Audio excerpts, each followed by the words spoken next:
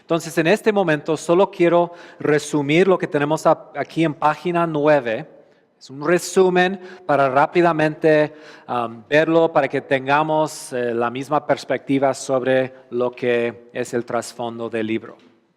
Y ustedes pueden verlo en la pantalla, escucharme y vamos a rellenar los espacios.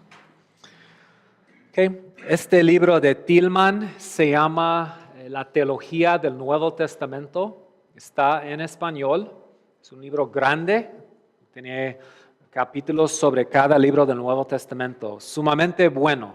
Quiero animarles si tengan oportunidad de comprar este libro. Se llama La Teología del Nuevo Testamento por Frank Tilman.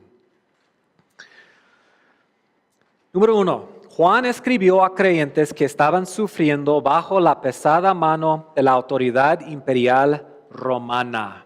Okay, romana. Tenemos mucha información histórica de la historia secular sobre la situación en esas ciudades. Roma había conquistado una gran parte del mundo conocido. Gobernaba para la ventaja económica de las clases sociales altas de Roma. Le fue importante mantener el control sobre sus súbditos conquistados. Entonces, ¿por qué conquistaba Roma? Okay. La verdad es que Roma ayudó mucho al mundo antiguo. Trajo una estabilidad en el mundo antiguo que no había existido antes.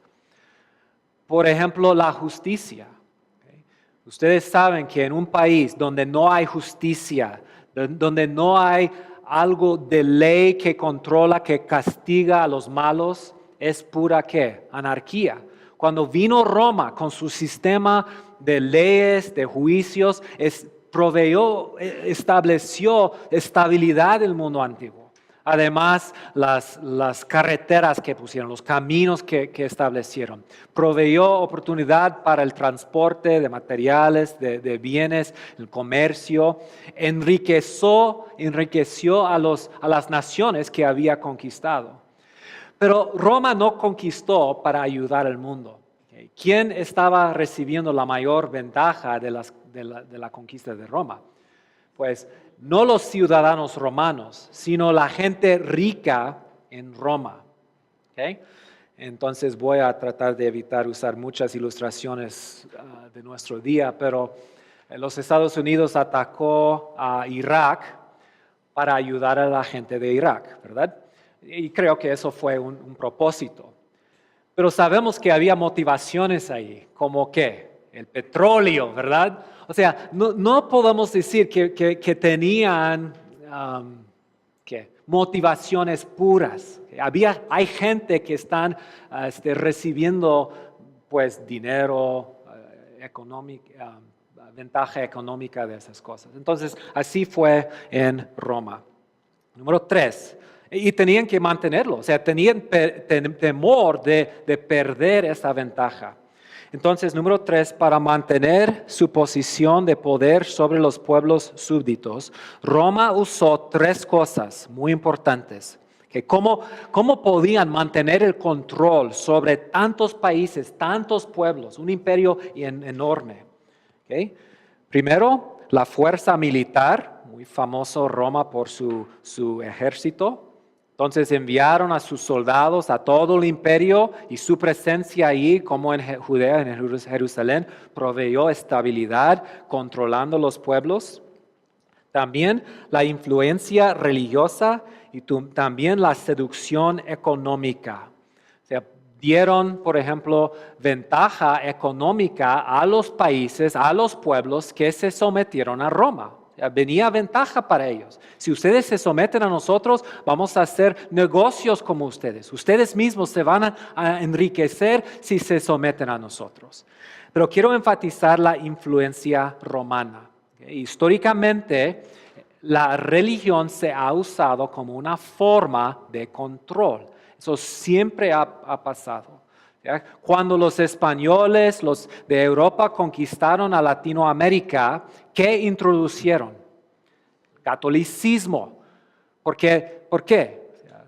¿Estaban preocupados por las almas de los latinoamericanos? No. ¿La gente indígena? No, porque introducir una religión que la gente indígena recibe y acepta es una forma de controlar.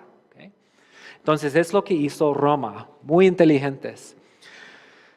Número 4, para mantener su control religioso sobre los súbditos, Romano extendió la religión romana en todo el imperio. El ejército llevó la religión tradicional romana donde quiera que fuera. Además, los gobernadores provinciales romanos también promovían la religión romana tradicional en sus territorios conquistados.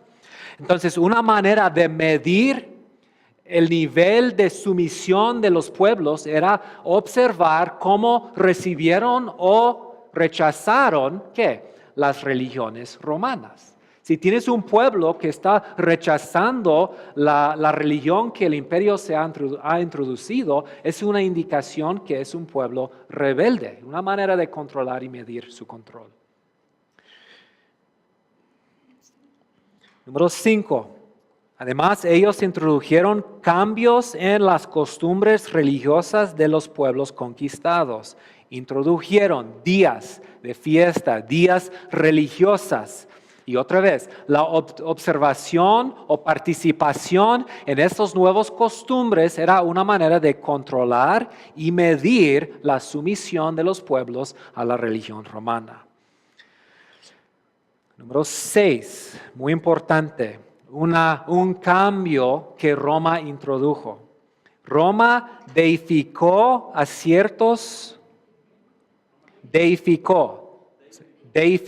sea, hizo deidad, deificó, número 6, a ciertos emperadores y exigía la adoración de ellos. Eso es sumamente importante.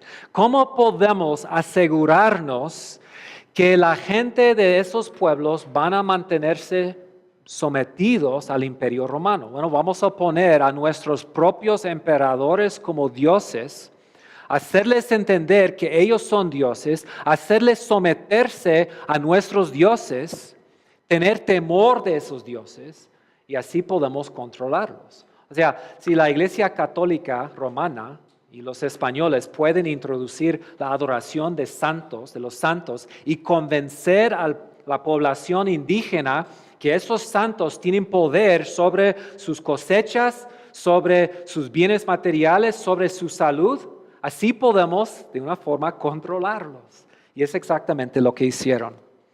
Durante los últimos años del emperador Domiciano, la devoción al emperador como Dios fue bien establecida en el imperio. Domiciano se reconocía como, y esa frase es importante porque se usa en el Nuevo Testamento para hablar de ¿quién? De Jesús. No es por accidente que los autores del Nuevo Testamento usan esa frase. Es una reacción a la enseñanza del Imperio Romano. Entonces, él se conocía como Señor y Dios, tanto en Roma como en el resto del imperio, expresamente en la provincia de Asia.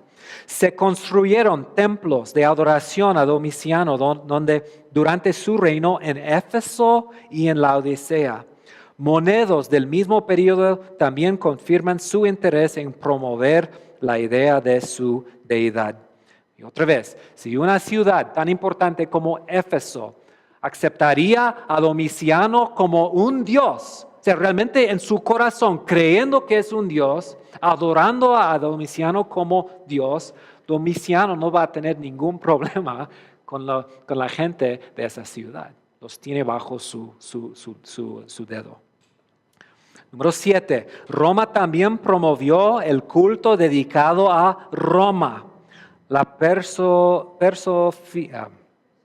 personificación de la ciudad de Roma como diosa, la diosa Roma, bien importante para Roma. Por ejemplo, fue establecido en Esmirna en 125 antes de Cristo, fue establecido en 29 después de Cristo en Pérgamo. O sea, específicamente habían templos para adorar a la diosa Roma. Entonces, Tillman explica que si podría convencer a la gente que Roma tenía probio, ¿cómo es? Era aprobado por los dioses, toda la gente se sometería a Roma. Número 8, la participación. ¿Okay? Participación en la religión romana podía resultar en enormes ventajas económicas, sociales y políticas. Por el otro lado, cualquier falta notoria de participación en tales actividades se había considerado no solamente extraña, sino socialmente peligrosa y una amenaza a la autoridad romana divinamente ordenada. Es importante que Roma establecería eso, que es un gobierno divinamente ordenada. Cuando empecé a estudiar la situación religiosa en Asia, en el primer siglo, me di cuenta que hay muchos paralelos entre la situación de las 7 iglesias y los pueblos indígenas de México. Un ejemplo que vi, no sé si Tilman lo mencionó o no, pero a veces para adorar a un dios como un emperador o la diosa Roma, hicieron desfiles en la ciudad. Y todas las casas ahí al lado del camino tenían que poner altares fuera de su casa con velas para expresar su devoción al dios o a la diosa que se adoraba en ese momento. Okay. Pero si alguien no participara en eso, ¿qué pasaría? Pues sufriría, sería maltratada o perseguida la persona. Es lo que pasa en nuestros pueblos indígenas aquí. Si alguien se convierte a Cristo, a Jesús, y decide no participar en la fiesta o no participar en el desfile, yo no venerar a la Virgen o a los santos, muchas veces es perseguida esa persona, hasta sufre el martirio. Entonces, es lo que estaba pasando en ese tiempo. Pueden imaginar cómo serían entre vecinos. Los chismes, vi a tal persona, escuché que es cristiano y él no está participando en la adoración de la diosa Roma o de César. Entonces se extendía los chismes, los líderes, los gobernantes de las ciudades pondrían atención. Su responsabilidad sería ¿qué? Controlar el poblado, asegurar que todos estaban leales a Roma. Recuerdan los problemas que tenía Pilato, ¿verdad?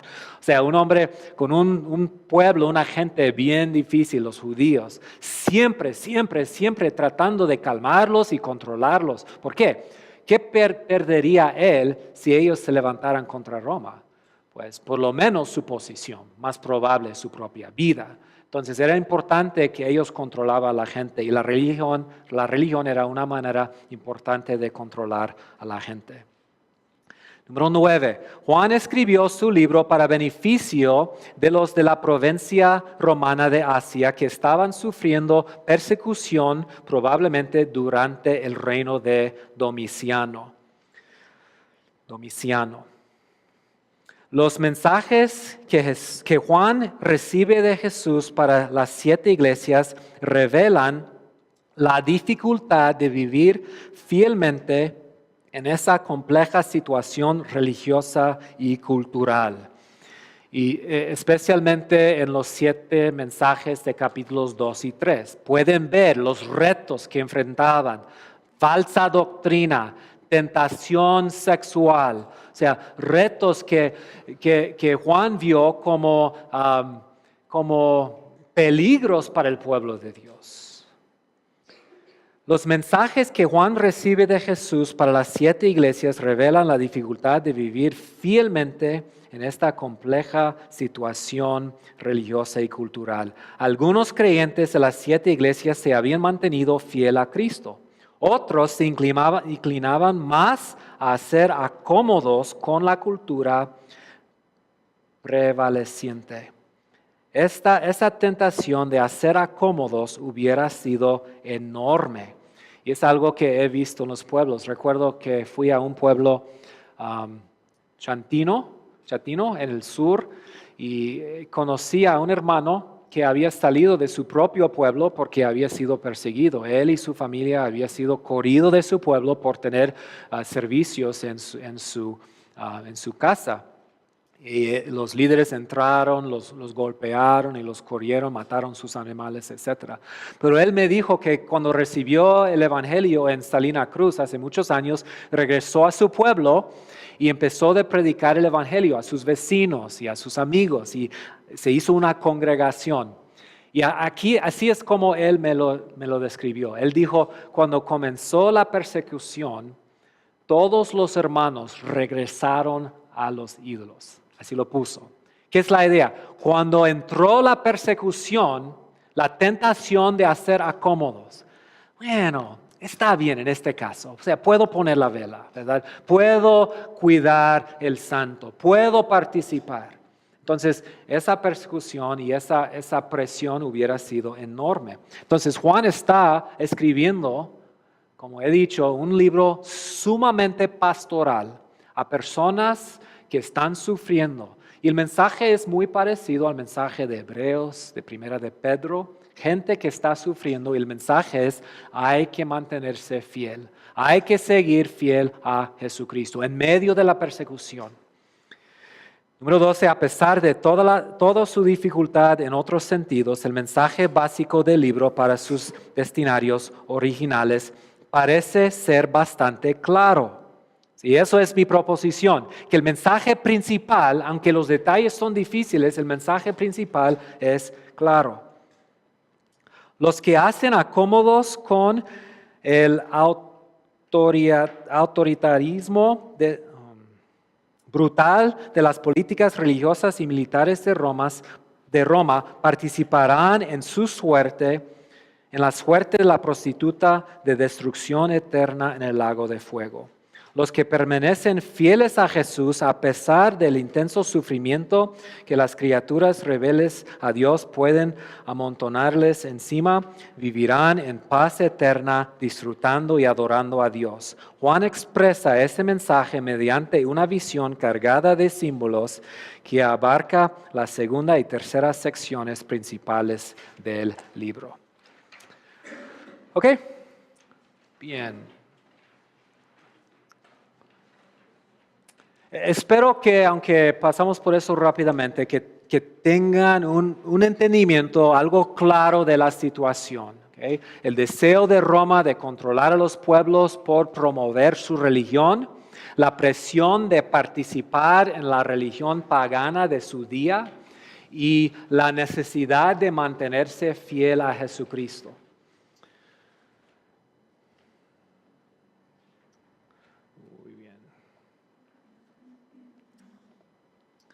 Okay, vamos a seguir con la estructura de Apocalipsis. Y aquí tengo el bosquejo. Pueden ver el bosquejo en página 10. Página 10 de su material. Lo que quiero hacer ahora es simplemente hacer algunas observaciones para ustedes sobre la estructura. Es importante entender la estructura y la estructura de Apocalipsis no es muy complicada. ¿Okay? Hay divisiones que se quedan ahí muy claras y si podemos ver las divisiones vamos a poder interpretar y entender el libro mejor. Entonces tengo aquí varias observaciones. Okay. ¿Pueden ver las letras ahí? Okay. Y hay que tener ahí abierta también sus libros. Okay. Página 11. Observaciones sobre la estructura de Apocalipsis. Okay. Como una carta empieza con un prólogo y un saludo, ¿verdad? O sea, Juan a las 7 iglesias en Asia Menor. Gracia y paz a ustedes de parte de aquel que es y que era y que ha de venir. O sea, él comunica su mensaje empezando como cualquier carta del Nuevo Testamento. ¿Okay? Luego después del prólogo y el saludo, sigue la primera sección principal que es los mensajes de Jesús a las 7 iglesias en Asia Menor. Y eso va de capítulo 1, versículo 9, hasta capítulo 3, versículo 22. Empieza con una visión de Jesucristo, una visión de Jesucristo glorificado y exaltado. Y esa visión introduce los 7 mensajes que están en capítulo 2 y 3. Entonces, los 7 mensajes particulares vienen en capítulos 2 y 3. Entonces, el libro de Apocalipsis, como un libro, fue escrito a las 7 iglesias. Pero aquí al principio Jesús incluye un mensaje particular y especial para cada uno. Es como en las cartas de Pablo, ¿verdad? A veces, aunque el libro es para toda la iglesia, él incluye normalmente ¿cuándo? Al final del libro, mensajes personales para ciertas personas en la iglesia. Entonces Jesús sabe que no cada iglesia es diferente. Hay diferentes niveles de compromiso. Como mencionó Tillman, como vamos a ver mañana, algunas iglesias se habían mantenido fiel. ¿Qué necesitan más esas iglesias? Ánimo, consuelo. Algunas iglesias se habían hecho acómodos. ¿Qué necesitan ellos? No necesitan consuelo. ¿Qué necesitan? Confrontación, advertencia. Entonces Jesús incluye un mensaje particular y especial para cada una de las 7 iglesias. Luego sigue lo que es el cuerpo del libro. A ver si puedo hacerlo aquí. A ver si eso funciona.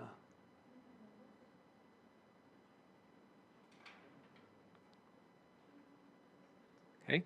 Número 2 es mensajes personales para las 7 iglesias. Número 3 es el cuerpo del libro. Que el cuerpo del libro es la sección más pesada, más grande, principal del libro. Es capítulo 4 hasta capítulo 16. Ahí pueden ver que es el cuerpo del libro. Y quiero hacer unas observaciones acerca del cuerpo del libro. Inciso A. El cuerpo del libro consiste principalmente de 3 ciclos de juicio. Hay 7 sellos, 7 trompetas y 7 copas. Entonces pueden ver ahí en rojo. ¿Okay? Esta sección tenemos inciso A, los primeros 6 sellos, luego hay un interludio y luego el 7º sello. ¿Qué sigue después de los 7 sellos? Pues 7 trompetas. Okay, empieza con una visión preliminar, luego las primeras 6 trompetas, un interludio y la 7ª trompeta. Okay, luego tenemos otro material y luego sigue 7 copas de la ira de Dios. Entonces, cuando pensamos en el cuerpo, hay que reconocer que una gran parte del cuerpo son ciclos de juicio. Y vamos a tomar mucho tiempo esta semana para entender los ciclos de juicio. Okay. Los ciclos de juicio, inciso B, se interrumpen por varios, y ya mencioné la palabra, ¿varios qué? El azul, ¿okay? Varios interludios. Mira, hay 6 sellos, un interludio y luego el 7º sello. 6 trompetas, un interludio, la 7ª trompeta. Aquí, entre la visión del dragón y las bestias, un interludio y luego las copas. Entonces, se interrumpen por varios interludios. O sea, ¿qué es un interludio? ¿Qué significa eso? ¿Qué sería otra palabra? Paréntesis, ¿ok? O sea, es algo que va entre una idea, que en un sentido interrumpe la idea. Pero normalmente cuando escribimos una frase o una oración y tenemos un paréntesis, ¿hay conexión entre el paréntesis y lo que dice en el resto de la oración? O sea, sí hay conexión. O sea, el interludio, la paréntesis no está de otra cosa que no tiene que ver con el punto de la oración. Y aquí es así es aquí. Entonces los interludios, y vamos a pasar tiempo hablando de cada uno. ¿Cómo funcionan los interludios? O sea, el cuerpo del libro es juicio tras juicio tras juicio. Y a veces tenemos que pararnos y como jalar aire para seguir con los juicios. Pero Juan se para de vez en cuando en ese ritmo fuerte de juicios y injerta un interludio. ¿Y cómo funcionan los interludios? Primero, funcionan para explicar lo que Dios está haciendo en la tierra. ¿Okay? Funcionan para explicar lo que Dios está haciendo en la tierra. Nos dan una perspectiva celestial de lo que está pasando durante los juicios. Entonces estamos ahí leyendo, tenemos una cadencia, un ritmo con los juicios. Pero aquí en la mente hay preguntas como, ¿pero qué está haciendo? ¿Qué es el propósito de los juicios? ¿Por qué tenemos juicio tras juicio? ¿Qué es lo que Dios está haciendo? ¿Y qué del pueblo de Dios? ¿Qué está pasando con ellos? Entonces el propósito de los interludios son paréntesis para explicarnos lo que Dios está haciendo en la tierra. Y es como Dios dice, espérate, déjame explicarte lo que está pasando. O sea, a veces el otro día vi una película con mis hijos, que es una película poco difícil para entender. Entonces ahí tenía el control para pausar la película. ¿Para qué? Para explicarles lo que estaba pasando. O sea, ellos tienen 13, 15 años, pero es poco complicada la historia. Entonces yo estaba ahí ayudándolos a entender. Así funcionan los interludios. Número 2, explican cómo Dios, muy importante, explican cómo Dios está protegiendo y preservando a su pueblo durante los juicios. Dan esperanza y seguridad al pueblo de Dios. Un ejemplo aquí es en capítulo 7, ese interludio de los 144,000 y la gran multitud. Después de los primeros 6 sellos, es como Dios dice, pero espérate, que no hagan daño a la tierra antes de que yo pongo mi sello en el frente de mi pueblo. Entonces, Él quiere, antes de llevar a cabo sus juicios, sellar a su pueblo. Bueno, vamos a ver que muchas veces, la mayoría de las veces, para entender los símbolos tenemos que regresar al Antiguo Testamento. Entonces nos preguntamos, ¿qué significa el sello? ¿Qué quiere comunicarnos Dios con el sello? Bueno, si regresamos al libro de Ezequiel capítulo 9, Dios da el orden de pasar por todo de Jerusalén y matar a todo el pueblo que había abandonado a Dios. Pero Dios dice, antes de matarlos, quiero que vayan por la ciudad y ponen mi sello en la frente de las personas que se han mantenido fiel a mí, para que no mueran cuando se lleva a cabo el juicio. Entonces en Ezequiel 9, ¿qué comunica el sello? ¿Es un símbolo de qué? De la protección de Dios en su pueblo.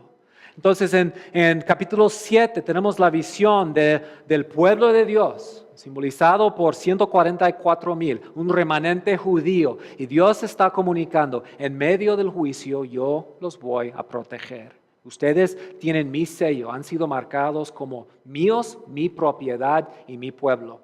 Entonces, aquí el interludio tiene, en ese caso, el propósito de enseñar cómo Dios está protegiendo su pueblo.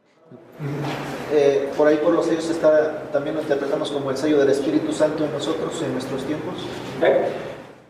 En Efesios 1 habla de cómo Dios nos ha dado el Espíritu Santo y usa el Espíritu Santo ahí como un sello, es un símbolo. Entonces, ¿en qué sentido es el Espíritu Santo un sello? Bueno, un sello comunica ¿qué? Que pertenece a alguien, ¿okay? Que es guardado y protegido. Entonces, no creo que en Apocalipsis 7 el Espíritu Santo es el símbolo, es un símbolo de protección. Pero Pablo usa el mismo símbolo para hablar del Espíritu Santo en su carta. ¿Okay? Bien, gracias.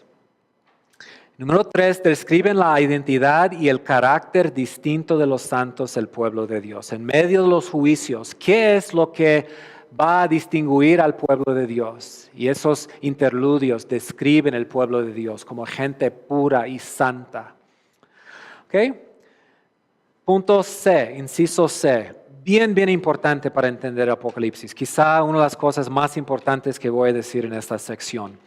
La narrativa de Apocalipsis es cíclica, no lineal. Cíclica, no lineal. ¿Okay? ¿Entienden esa palabra? Cíclica va en ciclos, ¿okay? No lineal.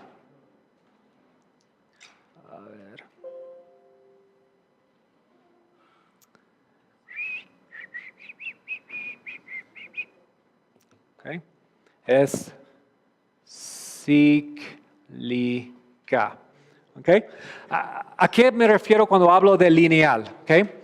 Para muchos, y piensan en el libro de Apocalipsis, el cuerpo, capítulo 4, y podemos seguir hasta capítulo 22.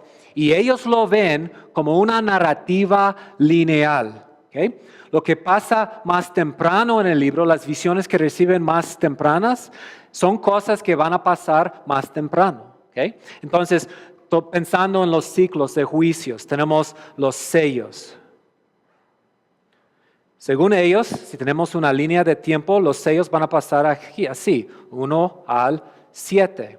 Luego tenemos las trompetas. En la historia, ¿cómo se va a llevar a cabo el libro de Apocalipsis? Bueno, vamos a tener 7 sellos y luego después, cronológicamente después, vamos a tener 7 trompetas y luego las copas, 1 al 7.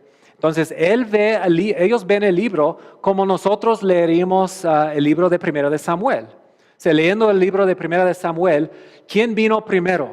¿Okay? ¿Saúl o Samuel?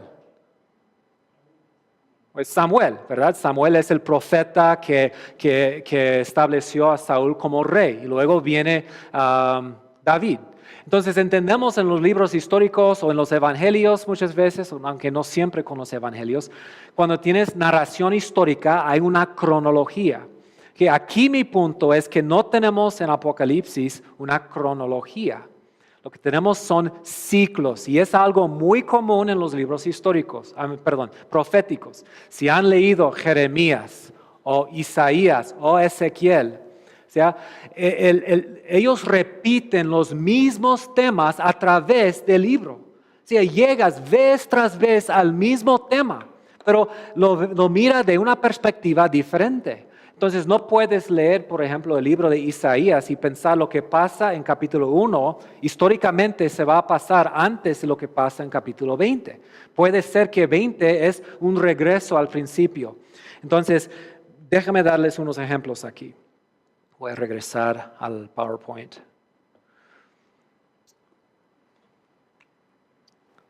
¿Ok? Por ejemplo, y eso es una ilustración muy importante, fíjense bien. ¿Okay? El libro de Apocalipsis en su cuerpo nos lleva al fin del mundo varias veces. ¿Okay? Entonces el fin del mundo sí se encuentra en capítulo 19 con la segunda venida de Cristo, pero no es la primera vez.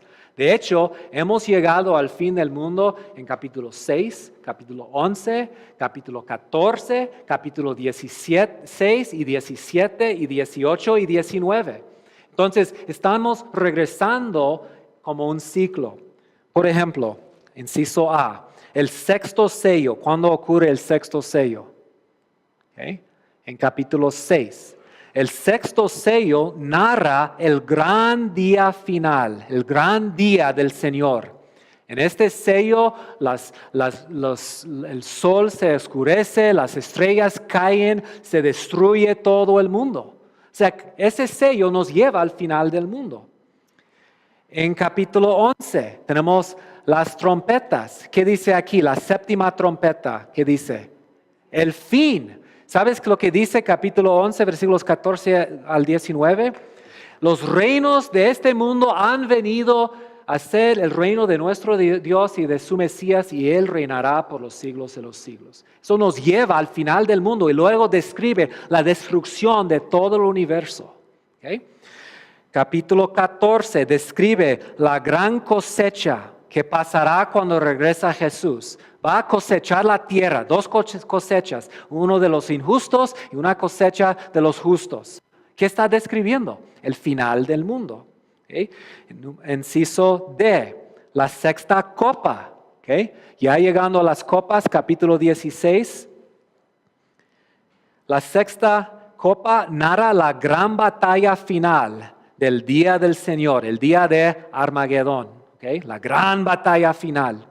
¿Okay? Inciso E, la séptima copa es la ira de Dios que resulta en el fin del mundo y la destrucción de la gran Babilonia. ¿Okay? Y luego capítulos 17 y 18 vuelvan a describir la destrucción de Babilonia, lo que pasó en capítulo 16. O ¿Se pueden ver mi punto? Que es cíclico. El libro nos lleva al fin varias veces. Varias veces narra la gran batalla final, varias veces narra el gran juicio final. Okay. Número 2, otras ilustraciones, indicaciones de que es cíclico. Las 7 trompetas y las 7 copas de la ira de Dios. Las trompetas y las copas parece que son paralelos. Okay. La primera trompeta y primera copa afecta la tierra.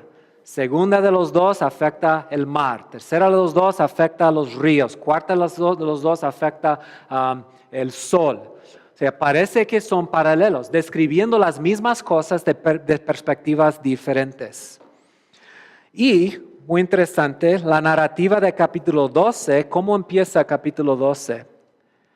Es la visión de la mujer, del niño varón. Okay. Es la descripción de una mujer que va a dar luz a un niño. ¿Y cómo se describe el niño? Es él que va a gobernar las naciones como una vara. Y ella da luz a ese niño. ¿En qué momento en la historia ocurrió eso? Pues es la encarnación de Jesucristo. Pero ¿cuándo ocurre? Pues la séptima trompeta nos llevó a la destrucción completa del mundo. Capítulo 12 parece que regresa al principio de la historia para describirnos lo que está pasando. Entonces tenemos en el libro ciclos. Eso es muy diferente a lo que muchas veces vemos. No sé si han visto algo así. Cuando se habla del libro de Apocalipsis, saqué eso ayer del internet.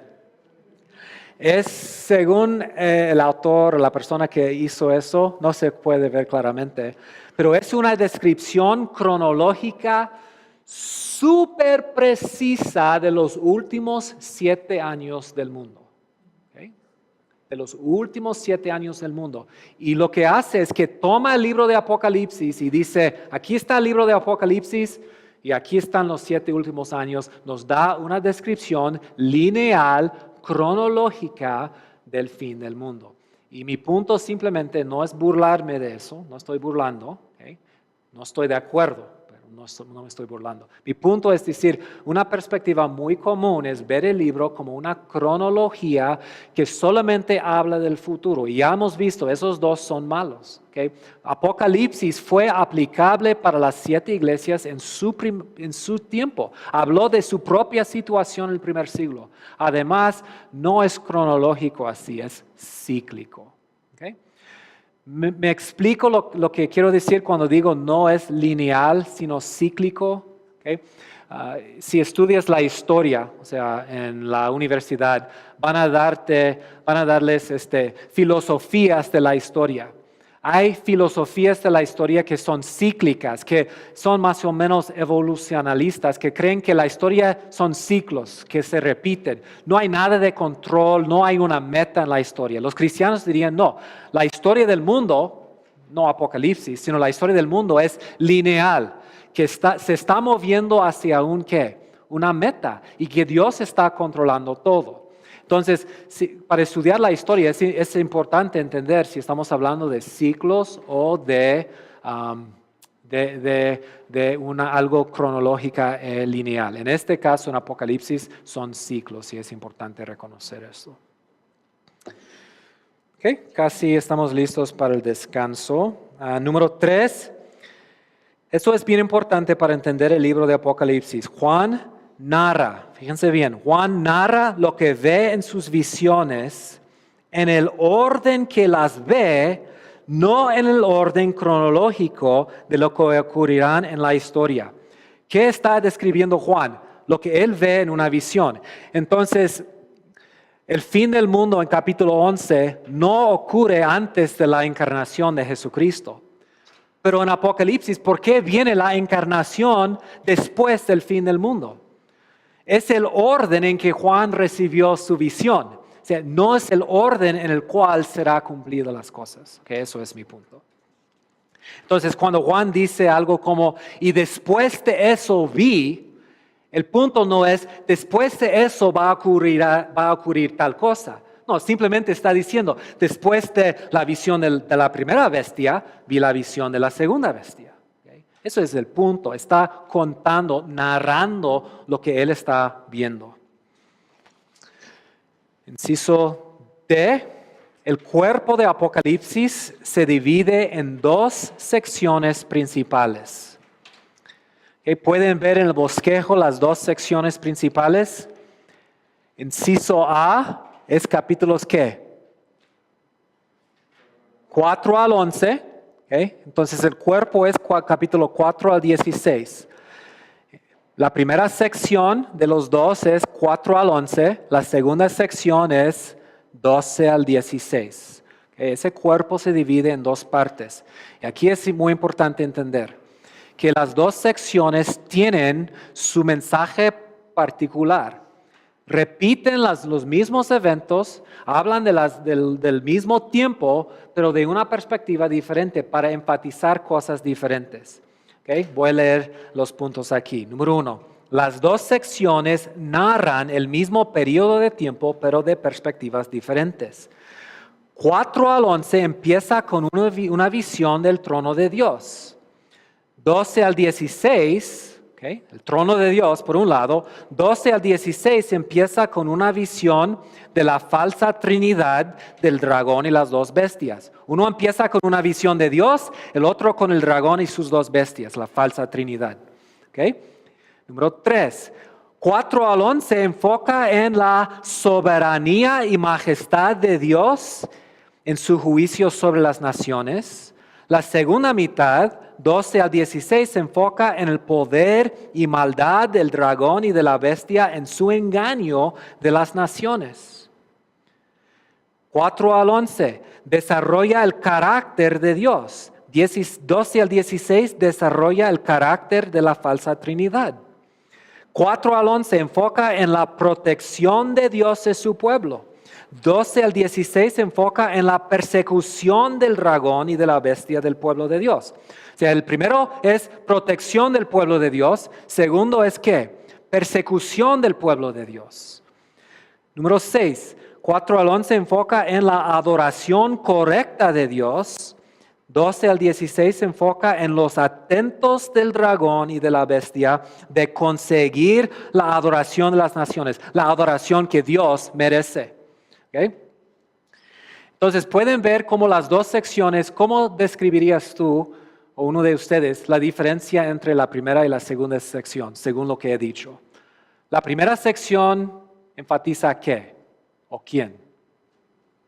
O sea, Dios. ¿Quién es Dios? ¿Qué merece Dios? ¿Qué está haciendo Dios para proteger a su pueblo? Segunda sección enfatiza ¿a quién? El dragón y las bestias. ¿Quiénes son? ¿Cómo son? ¿Qué es lo que ellos están haciendo para recibir la lealtad y la adoración que solo Dios merece? Y para perseguir al pueblo de Dios.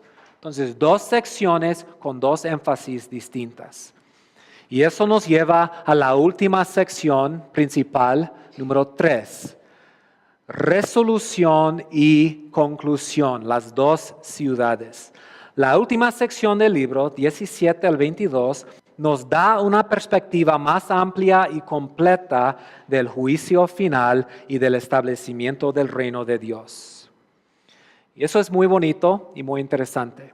Esta última sección nos presenta con dos opciones a través de dos símbolos. Dos mujeres y dos ciudades. Babilonia y la Nueva Jerusalén, la prostituta y la novia del Cordero. Babilonia, Nueva Jerusalén, dos ciudades y dos mujeres. ¿Quiénes son? Una ramera, una mujer impura, engañadora, y una novia pura, justa, preparada para su novio. Dos ciudades, dos mujeres. Y así termina el libro. Y está presentándonos con esas dos opciones. Y la pregunta es, ¿de cuál eres? ¿De cuál de las dos ciudades eres ciudadano? ¿A cuál mujer perteneces? Porque tú vas a compartir el destino de uno de los dos. O eres parte de Babilonia, la ramera, y vas a participar en su juicio. O eres parte de la novia del Cordero y el Nuevo Jerusalén, y vas a participar en su destino. Y así termina el libro. Dos mujeres, dos ciudades. En 17 al 20 describe la destrucción de las naciones, especialmente de Babilonia y de esa mujer, esa ramera, esa prostituta. Y 21 y 22 describe el establecimiento del reino de Dios. Y luego el libro termina con un prólogo. Perdón, con un epílogo, no prólogo. Ok, para ayudarnos a entender la estructura, y aquí voy a terminar, he puesto aquí ese diagrama. ¿Okay? Pueden ver que el libro empieza con una introducción, capítulos 1 al 3, que consiste principalmente de los mensajes de Jesús para las 7 iglesias. El final, capítulos 17 al 22, las dos mujeres, la ramera y la novia del Cordero. ¿Okay? Entre los dos, ¿qué tenemos? El cuerpo. ¿Okay? El cuerpo se divide en dos partes. 4 al 11 y 12 al 16. Primera sección enfatiza la soberanía de Dios y su protección de su pueblo. Segunda mitad, el enfoque está en Satanás y su persecución del pueblo de Dios. ¿Okay? Aquí, así es como yo entiendo la estructura del libro de Apocalipsis, y vamos a tomar el resto de la semana, el resto de la clase para ir sección por sección, entendiéndolo cada sección en la luz de ese mensaje principal y esa estructura. Okay.